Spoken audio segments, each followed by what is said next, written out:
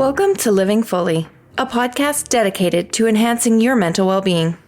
Each episode explores valuable insights and practical strategies to help you lead a more fulfilling life. I'm your host, Katherine Hurtig. The way we think and feel about ourselves affects all aspects of our life. It impacts our relationships, our work, and how we approach our goals. In this episode, I talk with Maggie Jiang about self-esteem. We get into the many factors that influence how we feel about ourselves, how good self-esteem starts in childhood, how having healthy relationships with friends and family can protect our self-esteem, and so much more.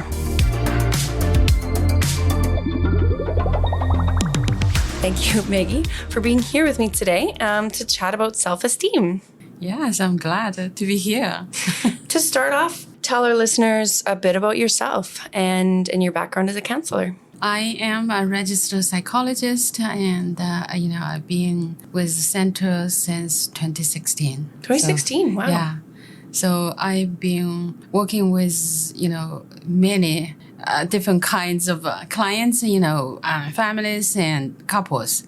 But in my work, I found actually a lot of clients dealing with self-esteem issues. For sure, yeah. Even their presenting problems might be anxiety, depression, anger, other issues. But if we dig deep, usually self-esteem is one of the underlying issues. Totally. Yeah. I mean, I can relate. I found that with myself. Like in my experience with depression and anxiety, I think my level of self-esteem kind of wove into that. Mm-hmm. And yeah. So, I mean, personally, I'm interested in this topic as well. So I'm excited to talk to you. Great. So the first question I have is if you can kind of start by explaining what, this concept of self-esteem is and how it plays a part in our mental health. I think that's a great, good question, right? So big, right? How self-esteem actually playing a part in that, mental health struggles, right? So I think let's start with this concept. Give a quick definition of self-esteem, right? So self-esteem obviously is a self-evaluation of your own worth. Of your own worth. Yes. Yeah. Right. But then, the question is how you evaluate your own worth. What is a method?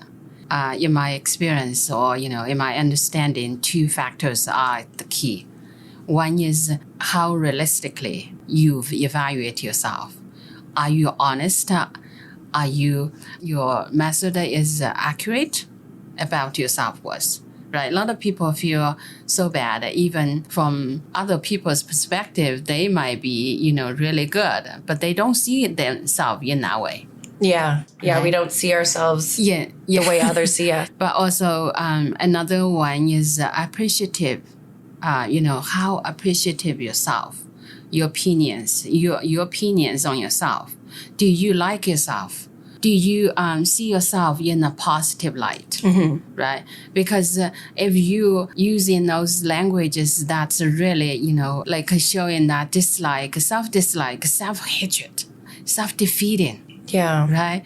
That is not going to help you with your self-esteem. No. You're not going to feel good about yourself, right? So very importantly, in the evaluation method, whatever you use, you based on how realistic, appreciative. So, and maybe I'm really simplifying this, but would you say people who have lower self-esteem struggle more with their mental health versus someone, with a higher self-esteem?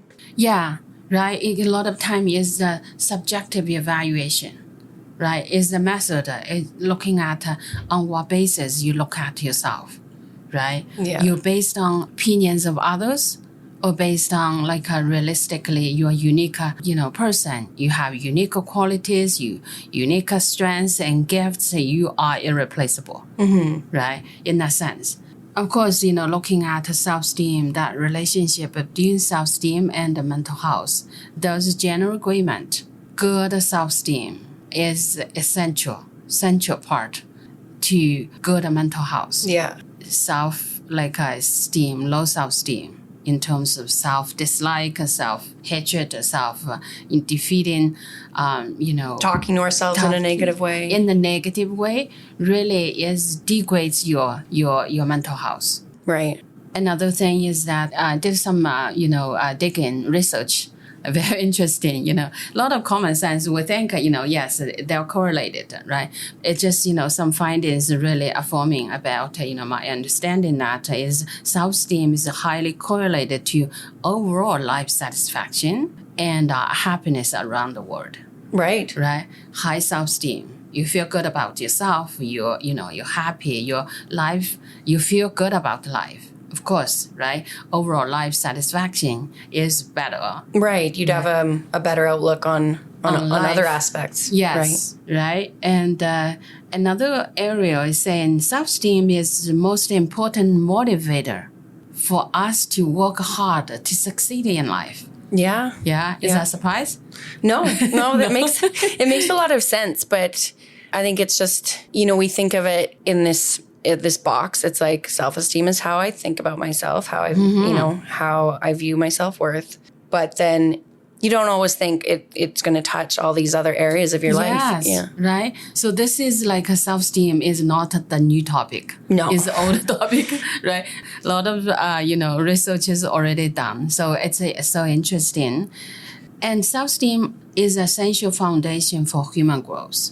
Human growth. Okay. Right. In what sense? In the sense that, a lot of time, we have low self-esteem. A lot of times we are not focusing on our goals, our, future.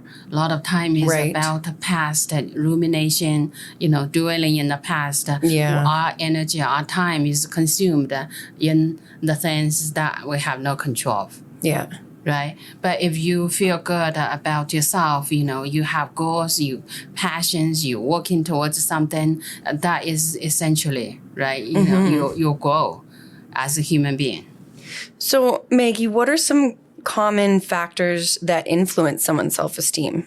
Like relationships or external factors, internal factors? Like, yes. What influences it? Yeah. That's another great question, right? So I think we can look at those common factors from different lenses. But today, I think I'm thinking from a nature and nurture perspective. Yeah. Right? Nature perspective, like the factors like genetics, biological factors, right? Chronic medical or, mental health conditions, disabilities. People, if you're not disability or, you're not chronic medical conditions, and usually they don't feel good about themselves. Right. Right. Or maybe, personalities.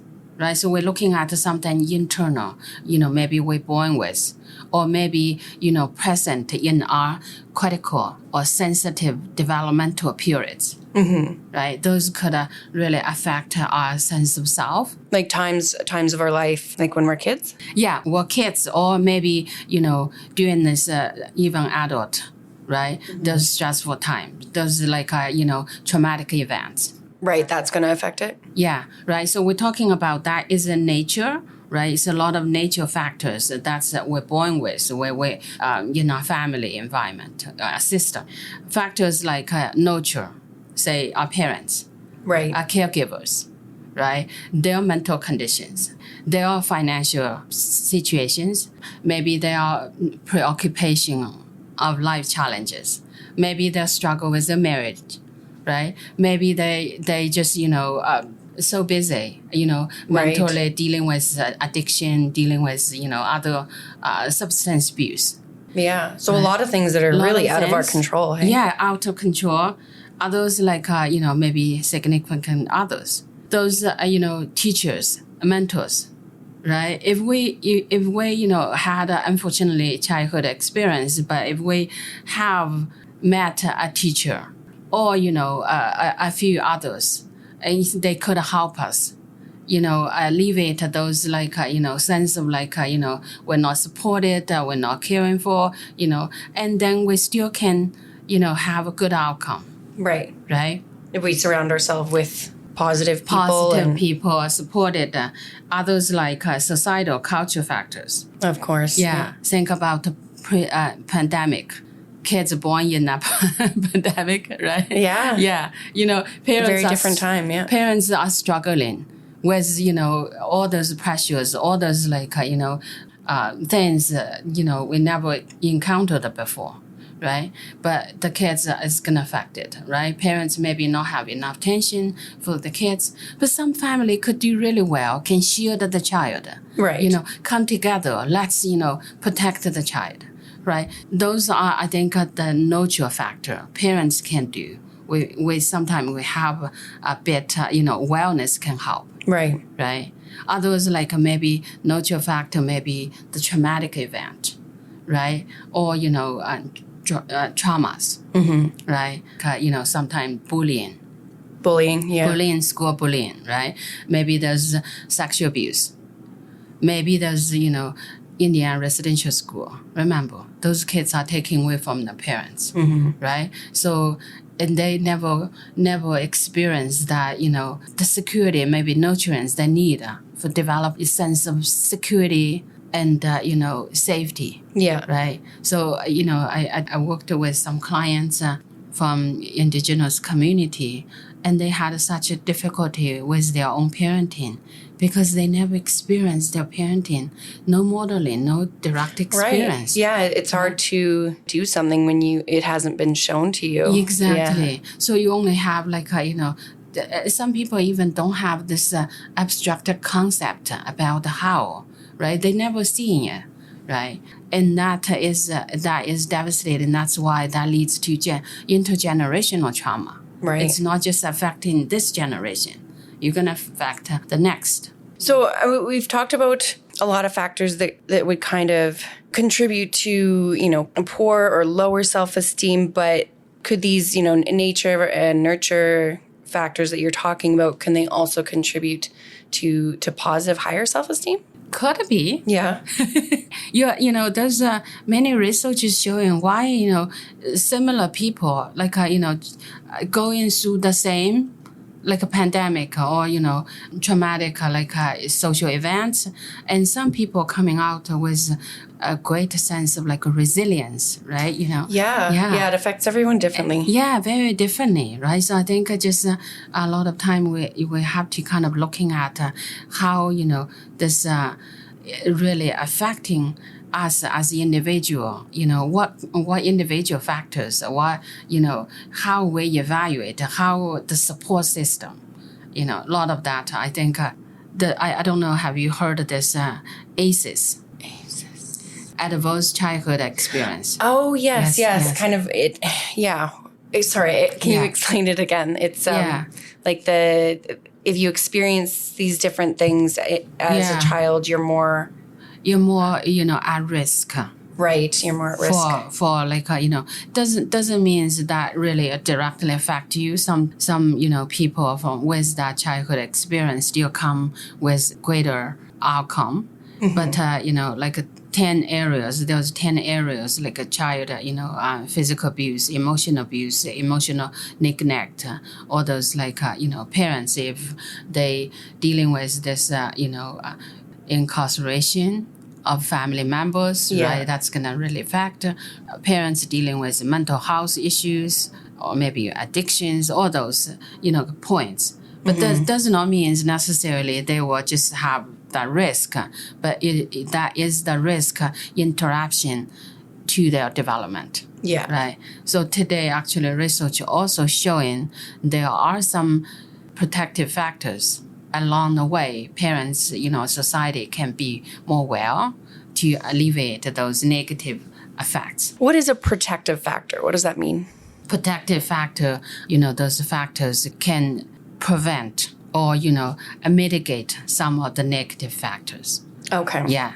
If the child, have difficulties, you experience a lot of this poverty, a lot of this, adverse experience. Yeah, these challenges. Yeah, challenges. But if, someone, showing their support, providing safe space for them to talk about their feelings, make them feel like they're supported, they're not alone. that could make a huge difference. Right. That's a protective factor. Okay. Right. So one of them. There's 7 actually. Those protective factors has been identified by research. Okay. Yeah. Mm-hmm. What are some other protective factors?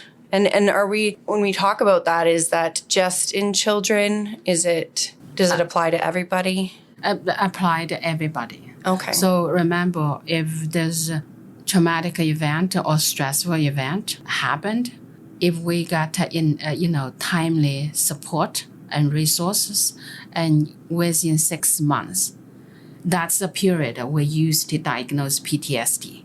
Oh, okay. Yes, right. So that timely help, timely support would make a huge difference, right? Get timely attention, right? So those protective factors like ability to talk with family members about feelings.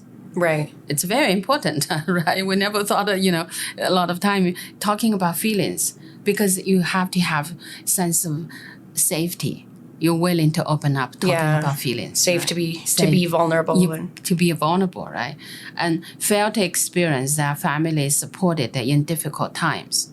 So that's why, creating this sense of society come together. If one family experience trauma, other, people from the community come together to support that.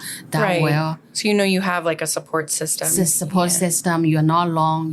It's hard, but there's other people walking alongside of me, and that would make a huge difference. Another factor is very interesting, enjoyment in participation in community traditions. Okay. Right? So you kind of have that sense you can participate. You develop that sense, I have a community. I have a sense of belonging. Right. Yeah. You want to feel like you fit in. You fit in. Right? You're not just struggle along. Right? A few others like, feeling of belonging in the high school. In high school? In high school.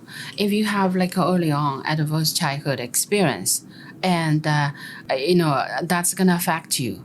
But you can pick up. If you are in high school, if you feel your sense of belongings. And, currently I have a few clients actually, they're young adults, but they have toxic environment. Like a friend group. Yeah, friend group, girls group, and very toxic in the elementary school. Oh, no. But come to high school, they go to different school, they meet different friends, they have a better so-called friends. They feel like, I have sense of belonging. That really help their self-esteem. Yeah, I could see that. I was fortunate to have a really great high school experience with a great group of people. So I could, and I'm still very close with some of them today. So, wow. Yeah. And that is a huge protective factor. Yeah. Others like, having at least 2 non-parent adults who genuinely care. That will make a difference. Even your family environment is very, unfortunately, sometimes parents maybe both passed away or, absent, right? But at least those 2 non-parent adults taking care of you, showing a compassion, love, support you. Yeah. And that will make a huge difference. So feeling of being supported by friends is also important. A lot of time is about support. Yeah, it sounds like it's really a lot about these relationships with other people that are going to help you in the long run and give you a better sense of your own well-being. Yes, right. So I think just be aware of that, how that support system, how we perceive that support system also important. Right? Sometimes low self-esteem could lead us to interpret that support very differently. Right, so we have to challenge ourselves whether that is true. What do you mean by that? Interpret it differently? Yeah, because when you have this low self-esteem, you kind of view others, yourself in a very negative light. Oh, okay. Right, even people providing that, but maybe you have this we call that distortions in your way of thinking, all or nothing, black or white. Right. Right. Whether their friends are, supportive or whether, maybe they do something different, but you feel like, okay, they're not supportive. Right. So all or nothing. I can be guilty of that.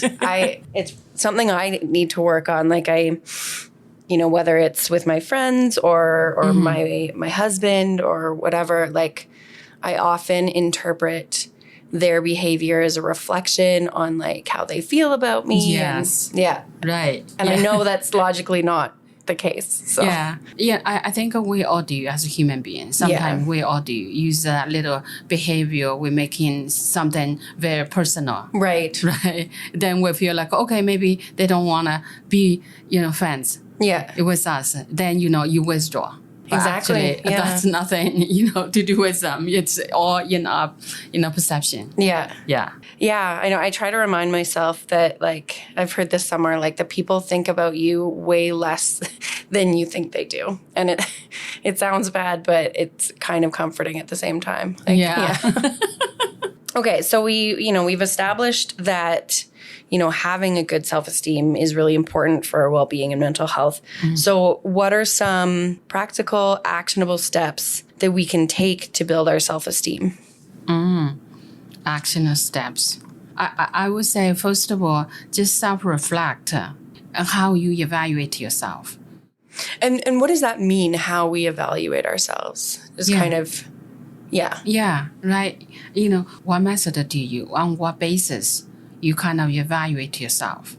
Are you evaluate yourself like based on your look, your performance, your productivity, or your, circumstance, or maybe the opinions of others, right? Others saying you're great, you feel great.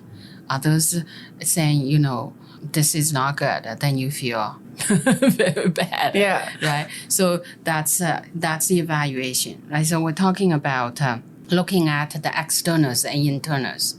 In this self-evaluation, I think a lot of people use the externals, how other people's look at me, what are my abilities, And that's really hard not to do that, to not take into consideration what other people think.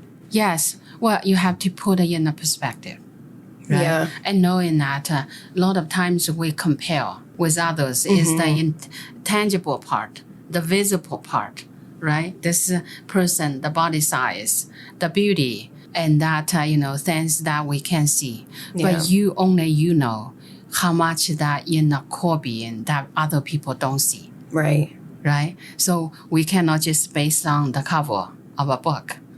We need to look into the chapters, what they are. Yeah. Right? So, and make the holistic evaluation. And we'll probably get into this later, but I think social media has really touches on that exact idea. Like, a lot of stuff that we see on social media, it's very curated. It's only what people want to put out there. It's only the highlights. And so when we compare ourselves to what we see online, we're never gonna live up to that standard. You never feel good about yourself. Yeah. Right? Because people put out there, I have clients telling me that from, on the TikTok, they see this all beautiful bodies, beautiful life, beautiful images, the beauty standards is so high. Yeah. And then they look at themselves. They are just, so here, so low, and they feel so inadequate. And that is going to be devastating for their self-esteem. So how can we looking at, not just by the externals, but looking at what we have internally? Right. Right? So I would say, the actionable step would be, I always encourage my clients, do some self-discovery. Who you really are. Maybe you have things, qualities, gifts that your friends don't have. Mm-hmm. Even they have something else, but you have something unique, something really, they don't have. Right. Be proud. Give yourself that, okay, that's unique. Also, surround yourself with some people, friends, people. They make you good about yourself. They have done some personal work. They have good self-esteem. Yeah. Right? They're not going to judge you just on the behavior. They look at you as a person. They show in appreciation. Right. Showing that gratitude for who you are. Others maybe stop comparison. right? Yeah. Comparison, in a way, a lot of time is negative, but in a way, maybe, it could be positive is knowing that when you're in a negative situation, maybe, understand the common humanity. We all make mistakes. Even I'm making mistakes, right? Of course. It's hard for other people. In the situation, they might make mistake too, right? Yeah, and literally everyone does. Like everyone you see online, everyone from doctors and ministers, we make mistakes, right? Yes. Yeah, this whole comparison thing. So over the past few years, I've really gotten into running. Like I love it. And I mean, beyond the physical aspect of it, it's taught me so much about like my mental health, and the comparison has been a big thing. Like it's so hard to not compare myself. Like I feel I'm so much slower than all the runners out there. And so that's been some work too, just realizing like that may be true. Maybe I am quite a bit slower, but it doesn't matter. Doesn't matter, yes. It doesn't. Yeah. I try to, I don't know if I'm doing it in the right way or a great job, but so I have a stepson. Okay. And I try to tell him those kinds of things too. Like, there's nothing wrong with this, but he really wants to be the best at everything he does. And when, he falls short, he's hard on himself. But in the end, like, that doesn't matter. It doesn't matter that you didn't make that goal in your water polo game. It doesn't matter that you didn't, get 100% on the spelling test. Like, you are excelling in a lot of other things, and it's more important just to be a kind person. I don't know. Yes, great. So I'm glad, you have someone you can teach, you can guide, and also you're living by that example, right? This is human struggle. Yeah, we all have that. But I think in that case, is almost like showing, process is important. Maybe you didn't get that goal. You learn something in the process. Right. You can use that lessons for other tasks, other things. Yeah. Right? And you are way more bigger. So another thing I think, feel like we're easy to judge by just a little failure, little mistakes, right? But knowing that those are the behaviors. This whole person is good. Yeah. You making the effort. You have to cheer this person up, separate those behaviors from your person. Yeah, from who you are. From who you are, right? Exactly. Yeah. We aren't, as a person, like, we aren't our mistakes or... Yeah, and also, if we can own that mistakes and learn from that, right? And, understand that we are work in progress. Yeah. Right. Another thing I've definitely worked on is that idea, for sure, of not viewing failure or mistakes in such a catastrophic light. Yes. It is. It's like it's just an opportunity to learn. Yes, I think that's sometimes maybe just we need to forgive ourselves, right? Yeah. And another day I talked to a friend who actually was talk this very insightful way, and she said we need to forgive ourselves every day, daily, because we make not great choices every day, doing things that make us feel upset, but we need to forgive us. Because as long as we're making effort, we actually learn from our mistakes. Right. Yeah, we are moving forward. Yeah. Maggie, have you run into any kind of misconceptions about self-esteem that you encounter in your work? Like, do clients have an idea about the concept of self-esteem that isn't quite accurate? Yeah, and how do you address that with your clients? It's very common that, people come with this low self-esteem, or, I was just looking at from that, the way they evaluate themselves, right? A lot of time clients feel like, okay, my friends have that, I work hard, I didn't get that, right? So they compare. Yeah. I kind of know on what basis they compare themselves to others, right? Judge themselves, that's the method. So that's why I think it's very important to kind of looking at whether that's the external or the internal. By that, there's intrinsic value and extrinsic value, I don't know, have you heard of this concept? I've heard of it, but I don't know if I fully understand it. Intrinsic value is something you're born with, right? The potentials, right? It's independent of, others, the society, other people's opinions and that, right? So things like maybe your gifts, your unique qualities, your strengths, something that's a characteristic, right? That's a stay with you wherever you go. You have that. Yeah. Right. External is like maybe your marriage. If you have good marriage, a lot of people are just so proud of. Yes, but that is good. But knowing that there's marriage, jobs, or maybe productivities. Those are externals. Like I have a client who's actually a principal engineer. Mm-hmm. But when he had a job, everything's great. He make a great money, but because his self-esteem is based on that job status. Right. But in Calgary, oil and gas, we have this downturns and got laid off. Then he felt like he's worthless.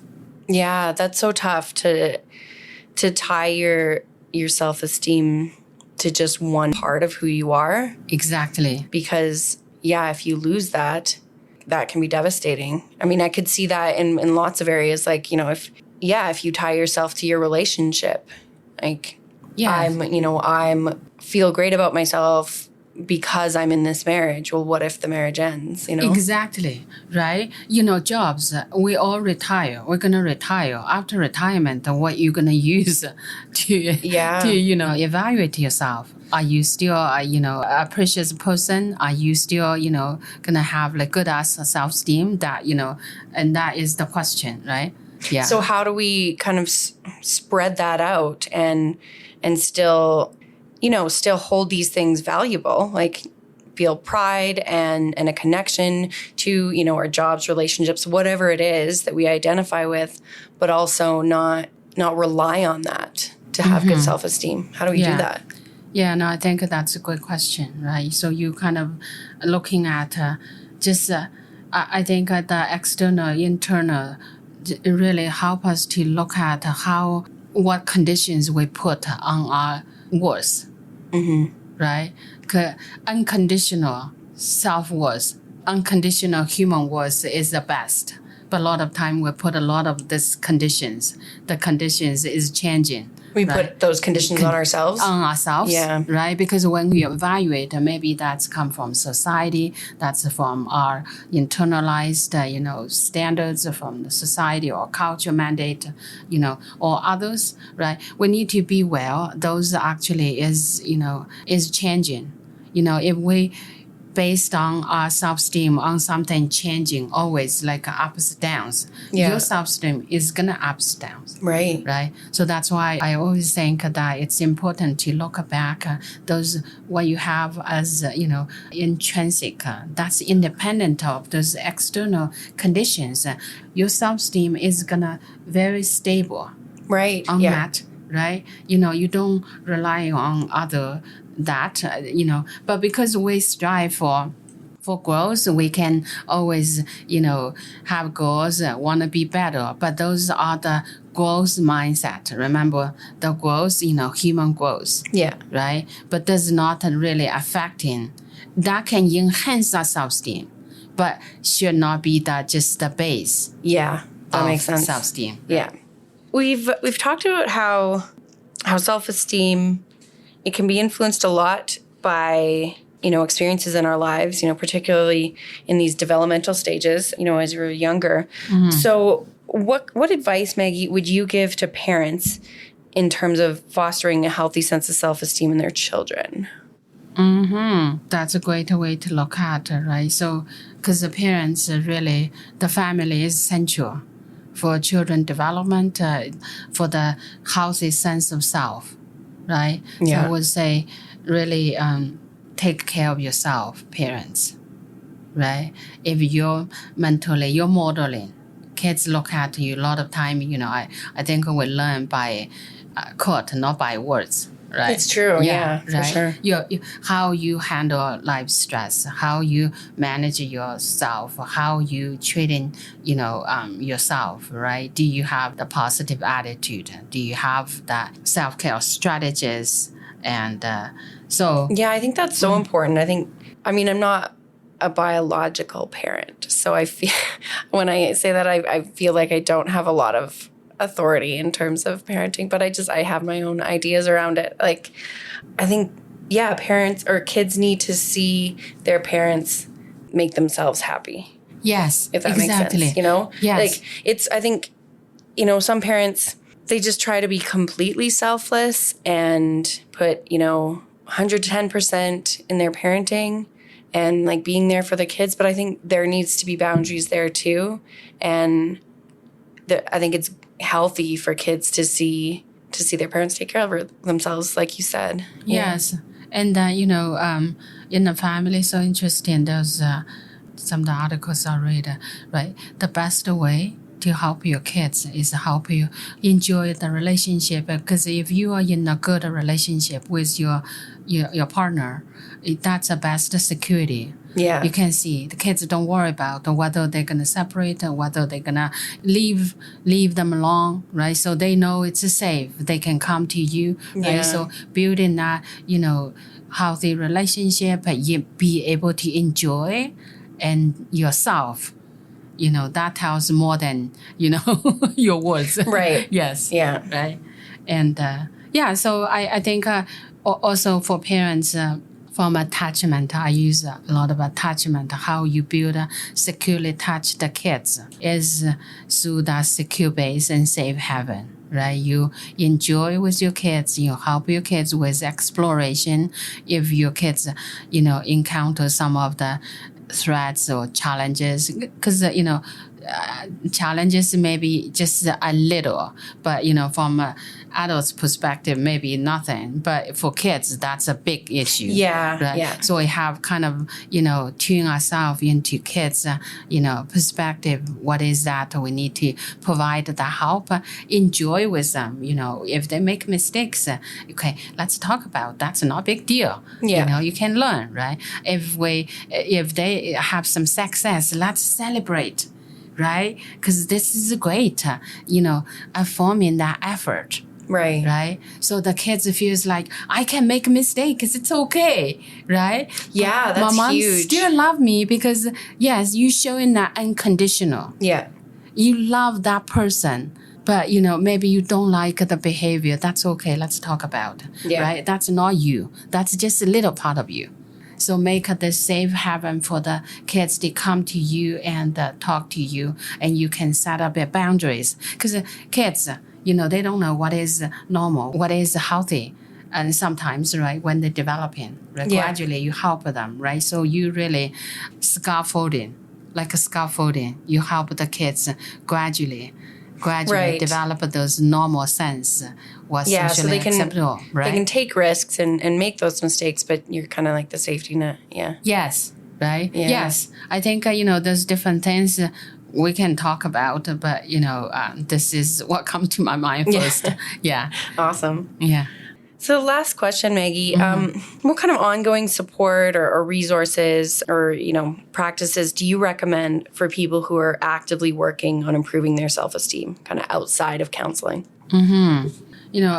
Addition to those, we already talk about actionable, practical Right. Steps.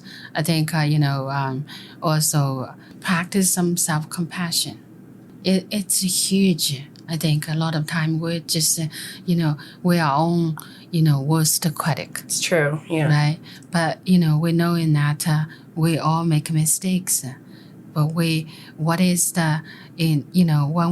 when we make mistakes, all right, can we acknowledge that and also showing some compassion? Like normally, if your friends make mistakes, what would you say to your friends? Yeah, I think that's an important practice to kind of do is if you're being critical with yourself, turn it around and be like, if my, good friend did the same thing. Yeah. What would I think? Yes. How would I talk to them? Exactly. Yeah. Because you treating yourself with like double standards. Yeah, totally. Right? So how can we, just ask yourself, what could you need in that moment to, stand up, moving forward, right? When you say things like very harsh, very critical, is that going to help you? No. No. Yeah. Right? Yeah. Yeah. So practice self-compassion. Be kind to yourself and understand that we all make mistakes. We are work in progress. But, we can continue because we learn the lessons. This mistake might be just a stepping stone. Exactly. Right? Yeah. We can, make up better choices in the future if we learn something here. Totally. Right? So that's one, I think there's many. Self-forgiveness is also important. I found a lot of time in my early years, I holding grudges on myself, Right. showing through the language I use, I just don't feel like, I'm the best person. And then that is going to really help me because you accumulate a lot of these negative emotions here. You don't release them. Every time you think about yourself, you kind of, that feelings, it's not great, right? So Yeah. how can you feel good about yourself? Yeah, it's heavy for sure. It's a heavy, right? So I think just practice that self-forgiveness, knowing that, I'm making mistakes, but I want it to be better. And I learned the lessons and, turn this little mistakes to lessons learned, Yeah. right? In the future, we can make better choices, right? Awesome. Mm-hmm. Yeah, of course, others, as you mentioned, you doing exercise physically. If you physically lousy, you're not going to feel good about yourself emotionally, totally. right? It always comes back to the basics of treating your body well too. Yeah, get sleeping, good sleep, right? Yeah, eating well, eating healthy, and also have exercise, active routines. I think is super important. Yeah. Right. Yeah. Thank you so much, Maggie. I've really learned a lot today. Thank you so much for your insight on self-esteem. Right. Thank you. Yeah. Thank you for having me. Yeah. And it's great. Through this process, I learned something that I maybe need to practice more. I know sometimes life gets busy, right? Totally. Yeah. We just, we forget, the things we have, the routines we have. Yeah. We need to, pick up. Continue. You've been listening to Living Fully, a Calgary Counseling Center podcast. Thank you for tuning in. This episode was produced by Nick here, Louisa Campos, and by me, Katherine Hurtig. A special thanks to Maggie Jiang. To stay up to date on our latest episodes, be sure to subscribe. We're available in your favorite podcast app. Living Fully is a production of Calgary Counseling Center and recorded in Calgary on Treaty 7 territory. Living Fully podcast is not a substitute or alternative for professional care or treatment. Calgary Counseling Center and Counseling Alberta provide effective counseling for anyone in Alberta with no waitlist and no financial barriers. Find us online at calgarycounseling.com or counselingalberta.com. For help across Canada and the United States, call 211. If you are outside of Canada and the US, seek help from your general medical practitioner.